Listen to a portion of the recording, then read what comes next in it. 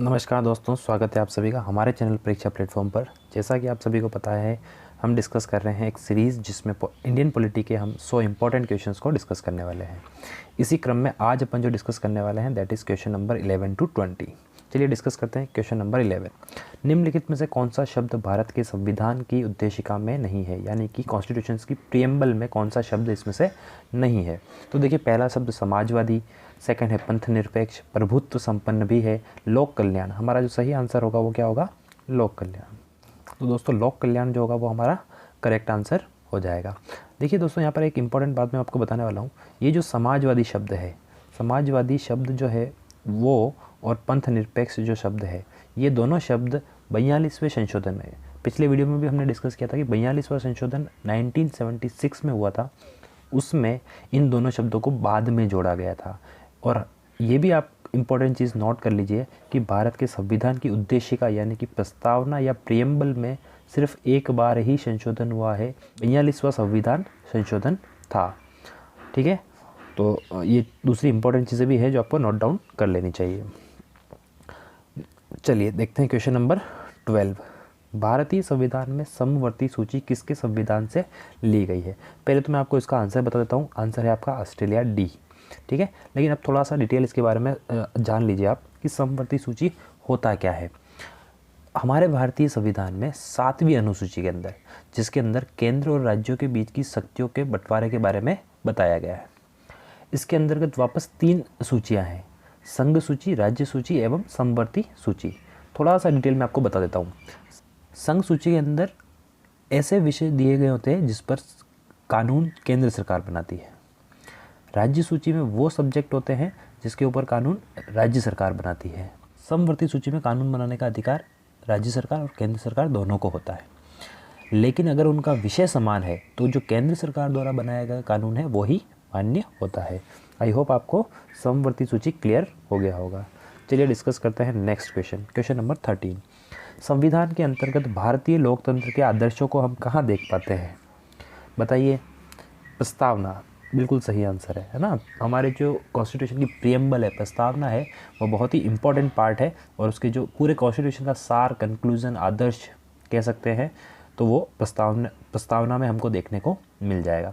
अब देखिए दोस्तों, प्रस्तावना को ठाकुरदास भार्गव साहब ने संविधान की आत्मा भी कहा था। अच्छा, एक और क्वेश्चन बनता है कि BR अम्बेडकर साहब ने संविधान की आत्मा किसे कहा था? तो उन्होंने अनुच्छेद 32 को कहा था, ध्यान रखना, प्रस्तावना को नहीं कहा था। प्रस्तावना को ठाकुरदास भार्गव साहब ने कहा था कि ये कॉन्स्टिट्यूशन की आत्मा है, लेकिन BR अम्बेडकर के अनुसार संविधान की आत्मा था अनुच्छेद नंबर 32। डिस्कस करते हैं नेक्स्ट क्वेश्चन, क्वेश्चन नंबर 14। अब तक भारत के संविधान की उद्देशिका में कितनी बार संशोधन किया जा चुका है?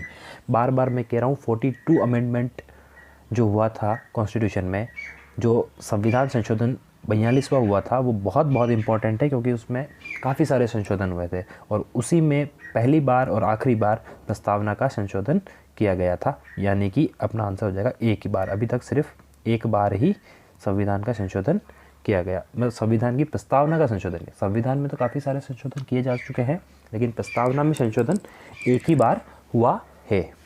चलिए देखते हैं नेक्स्ट क्वेश्चन। संविधान की प्रस्तावना सभी भारतीय नागरिकों को निम्न में से कौन सा एक उपलब्ध करवाने के लिए वायदा नहीं करती है?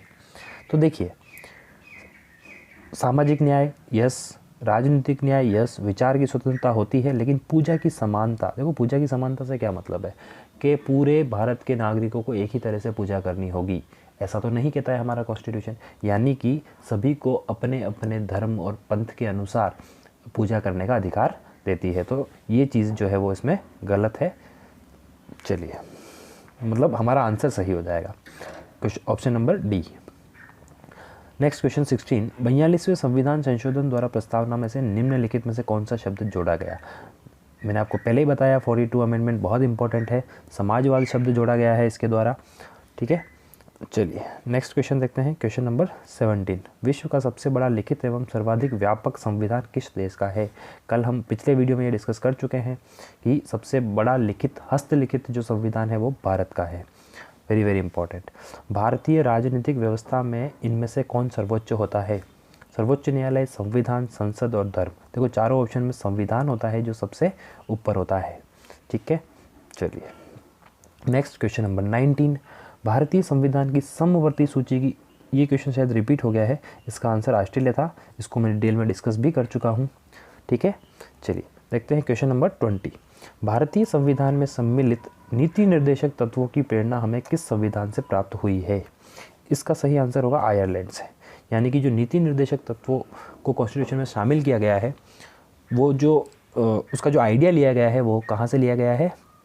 आयरलैंड से लिया गया है। अब थोड़ी सी बात मैं नीति निर्देशक तत्वों के बारे में कर देता हूँ दोस्तों, ध्यान से सुनिएगा, बहुत इंपॉर्टेंट क्वेश्चंस बनते हैं पॉलिटी में।